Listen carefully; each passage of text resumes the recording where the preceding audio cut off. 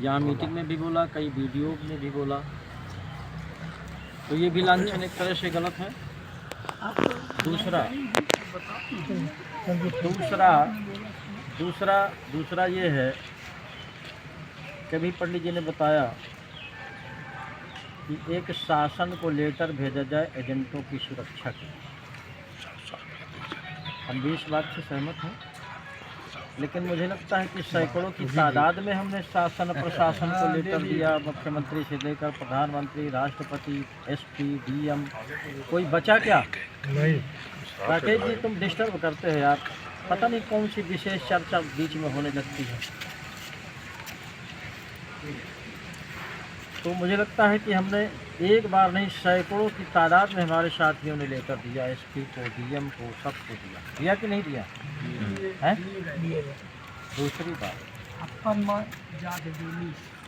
दूसरी बात एजेंटों की सुरक्षा व्यवस्था होनी चाहिए, हम भी चाहते हैं, इसीलिए सैकड़ों लेटर दिए गए।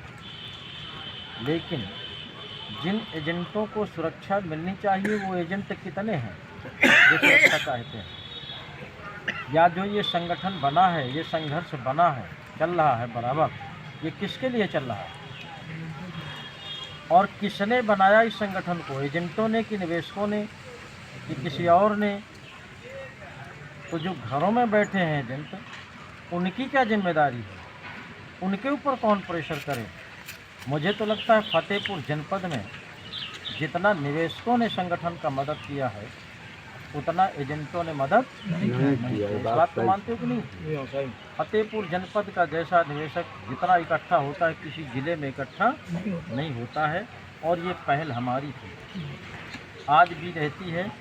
और उन्हीं निवेशकों के माध्यम से ही ढेर सारे एजेंट घरों से निकल करके संगठन में आए और संघर्ष में लगे हुए। हमारा जो आगे का प्लान है उसको समझ लीजिए, बारीकी से समझने का प्रयास करिए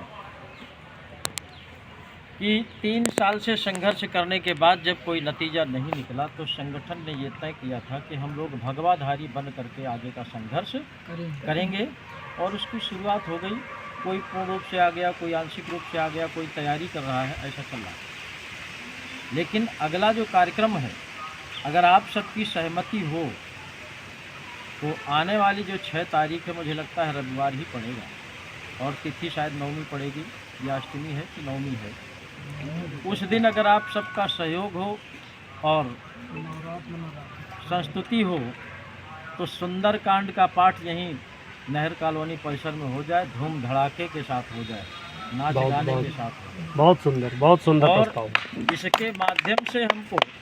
इसके माध्यम से जिले के शासन प्रशासन को ही नहीं बल्कि उत्तर प्रदेश सरकार को, भारत सरकार तक ये मैसेज हमको पहुंचाना है कि अब हम पूरी तरह से भगवाधारी बन गए हैं, और रामायण के माध्यम से, गीता के माध्यम से जो भी ज्ञान प्राप्त होगा, जैसा कि हमारे प्रदेश के मुख्यमंत्री आदरणीय योगी जी हैं, उनका भी कहना रहता है कि संघर्ष करने के लिए हमको अस्त्र और शस्त्र दोनों की आवश्यकता होती है। उन्हीं का फार्मूला अपनाते हुए हम जो भारत सरकार ने कानून बनाया है, बर्ड्स एक्ट 2019, उसी के तहत एक पाई से भुगतान कराने का पूरा प्रयास करें। लेकिन यहाँ पर 1 सेकंड आप लोग गंभीरता से मंथन करिएगा। भारत सरकार ने बर्ड्स एक्ट 2019 जो कानून बनाया है, प्रत्येक निवेशक के भुगतान के लिए बनाया कि नहीं बनाया? उसी को क्रियान्वित कराने के लिए हम लोग संघर्ष कर रहे हैं कि नहीं? बात समझ रहे हैं कि नहीं सब लोग?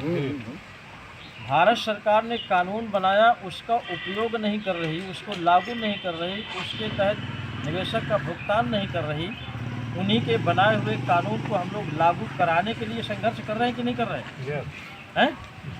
लेकिन मंथन करिएगा थोड़ा सा अपने आप में।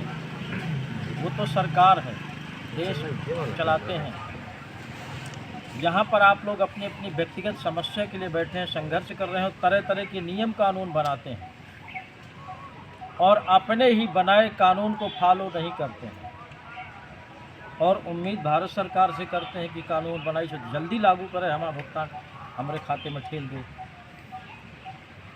बोलो इसका जवाब किसी के पास है? नहीं। हमने जो भगवाधारी बनने का निर्णय लिया है ये सामूहिक है कि मेरा व्यक्तिगत है? कितने लोगों ने पालन किया, कितने लोगों ने फॉलो किया? ये हमारा व्यक्तिगत बनाया हुआ कानून है कि सबका है? तो जब हम अपने बनाए कानून को फॉलो नहीं कर पा रहे हैं तो भारत सरकार के कानून के लिए जो है दुनिया भर का 3-5 कर रहे हैं, तो इसमें भी सभी मंथन करें। और ख़ास मंथन किसको करना है? अभी हमारे पंडित जी कह रहे थे निवेशक हमारा पूरा मदद करे। क्यों करे?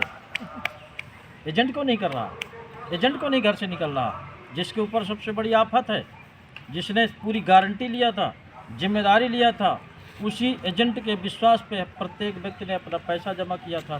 तो वो तो आपकी ही बात को बोल रहा है, लेकिन हमको उसको कैसे डील करना है इस पर विचार करना है। अगर हमारे फतेहपुर जनपद के एजेंट साथी केवल एक मंच पर आ जाए, मैं तो गारंटी से कहता हूँ किसी एसपी डीएम के आदेश की आवश्यकता नहीं है कि कोई किसी एजेंट के ऊपर हाथ छोड़ दे या उसको कोई पुलिस वाला पकड़ ले। अगर एजेंट एकजुट हो जाए, एकमत हो जाए, जनमत के साथ यहाँ खड़ा हो जाए, तो मैं दावे के साथ कहता हूँ किसी के आदेश की आवश्यकता नहीं है, आपका संगठन ही पर्याप्त है सबको हर समस्या से बचाने। लेकिन जो हमारी कमी है पहले उसको पूरी करो, उसको दूर करो, तब हम कहीं किसी और के ऊपर लांछन लगाएं। हम कितना यहाँ समय देते हैं, हम कितना संघर्ष कर रहे हैं, हम उनका भुगतान कराने के लिए कितना सर के बल खड़े हैं, इस पर भी मंथन करें एजेंट। वही मुट्ठी भर लोग बेचारे 3 साल से तन मन धन से लगे हुए हैं, वो भी नर्वस हो रहे हैं, धीरे धीरे मायूस हो रहे हैं, धीरे धीरे मैसेज तो कर देते हैं ग्रुप में, लेकिन मन नहीं करता कि यार हम जाएं, कोई न कोई बहाना टाल मटोल के अपने काम में लग जाए। तो वो मायूस हो रहे हैं धीरे धीरे करके। लेकिन हम आपको बता दें साथियों, मायूस होना हमारा कोई भी फल मिलने वाला नहीं है। अगर हम चाह लें सब लोग मिल करके कि 3 साल हो गया, या हम अपनी व्यथा सुनाना कर दें कि हमने क्या क्या गति प्राप्त किया। आज तो खाने के लिए मोहताज हो गए, पानी पीने के लिए मोहताज हो रहे हैं धीरे धीरे करके। हो सकता है 4 दिन में अगर आराम नहीं मिला तो कहो सांस लेना मुश्किल पड़ जाए, ऐसी परिस्थितियों में पहुंच गए। लेकिन इन परिस्थितियों में रह करके भी हमको संघर्ष करना है। जिस लक्ष्य के लिए हम तैयारी बनाए थे, जिस लक्ष्य के लिए संघर्ष शुरू किया, जिस लक्ष्य के लिए इस संगठन में जुड़े, तो वो हमारा जो लक्ष्य है उसको नहीं भूलना है, भले ही हमारी मृत्यु क्यों न हो जाए। इस तरह का जब संकल्प सबके पास होगा तभी हम सफल होंगे, इसके पहले सफल नहीं। हम कहते हैं जैसे ठीक है, बहुत लोग विषम परिस्थिति में पहुंच गए हैं कि अपने रोटी के लिए मोहताज हो गए हैं, खर्चे के लिए मोहताज हो गए हैं, बच्चों को पढ़ाने के लिए मोहताज हो गए हैं, इलाज के लिए मोहताज हो गए। हम भी उसी श्रेणी में हैं। अगर हमको आराम नहीं मिल रहा तो निश्चित रूप से ये गाने की चीज़ नहीं है, कहीं न कहीं धन का अभाव है। इसलिए जिस तरह का हमको ट्रीटमेंट लेना चाहिए हम नहीं ले पा रहे, जहाँ तक हैं हम वहीं तक ट्रीटमेंट ले पा रहे हैं। ढेर सारे साथियों की सलाह है कि आप यहाँ न परेशान होइए, सीधे बॉम्बे चले जाइए, टाटा हॉस्पिटल सबसे सुपर है। लेकिन जाने का मतलब वहाँ लंबी पैसे की आवश्यकता है। इसलिए प्रत्येक व्यक्ति कहीं न कहीं से पीड़ित है, और यही संघर्ष का मतलब है। जो व्यक्ति पीड़ा में रह करके संघर्ष करेगा वही इतिहास रचेगा, बाकी तो सब फॉर्मेलिटी अदा करते रहेंगे। दूसरा एक चीज़ हमने और देखा है, बहुत से लोग संगठन में जो अमावस पूर्णवासी यहाँ आएगा या 4-6 महीने में आएगा, उसको पूरा आइडिया नहीं होता, पूरी जानकारी नहीं होती, तो वो अपने ढंग से अपना उपदेश दे जाता है। लेकिन किसी भी व्यक्ति में ये उदारता नहीं दिखी। एक बंदा है वो इधर जो खागा साइड से आता है, किस गांव का है, लवलेश कुमार, वो ऐसा बंदा है कि 150 आदमी को ले करके आया, हर कार्यक्रम में आया।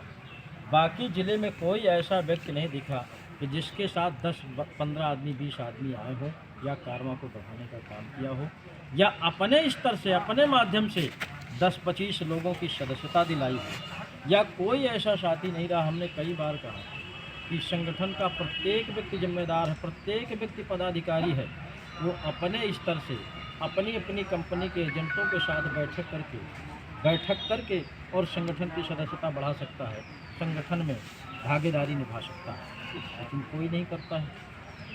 तो क्या यहाँ जो कुछ लोग जिम्मेदार हैं इन्होंने क्या गारंटी ले रखी है कि इनको तनख्वाह मिलती है, कि इनको गवर्नमेंट की तरफ से इम्प्लॉयड कर दिया गया है कि तुम सबको बैठने दो घर में, तुम ये काम करते रहो? क्या ऊपर वाले ने हमको भेज दिया है? ऐसा तो सबके पास है ना दिमाग। तो इसलिए लांछन न लगा करके स्वयं को पहले सुधारना है और सुधारना, तब किसी के ऊपर की बात करना है। मैं गारंटी से फिर एक बार कहता हूँ, एक भी निवेशक आपके संघर्ष में ना आए तो भी काम चल जाएगा, लेकिन एक एक एजेंट यहाँ पर उपस्थित हो जाए, कोई माई का लाल आपके हाथ लगाने वाला नहीं है, ना आँख दिखाने वाला जी। ये गारंटी है, लेकिन ये नहीं हो पा रहा, नहीं कर पा रहे। तमाम साथी जिम्मेदार हैं तो ये डिसाइड होती है, स्वयं चले आते हैं, लेकिन कभी 10 लोगों को फ़ोन नहीं करते कि नहीं आज कार्यक्रम है चलना है, मैसेज नहीं करते। वो अपनी जिम्मेदारी समझते हैं कि हम पहुंच जाएंगे, तो कैसे कारवां बढ़ेगा।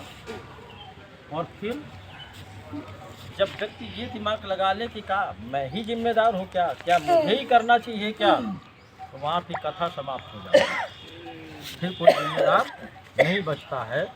आज स्थिति ये है, हमने पहले ही कहा था कि जो अभी लखनऊ में 27 मार्च 2025 को कार्यक्रम हुआ, एक तरह से राष्ट्रीय स्तर नहीं कहूँगा मैं, वो प्रदेश स्तर का होगा, लेकिन कहीं न कहीं संगठन की कहीं न कहीं चूक हो जाती है। कोई भी हम जब डिसीजन लेते हैं तो उस डिसीजन को हम लास्ट तक नहीं पहुंचाते, बीच में ही कोई न कोई सिस्टम बदल देते हैं, तो लोगों में मायूसी छा जाती है, इसका भी बड़ा प्रभाव पड़ता है।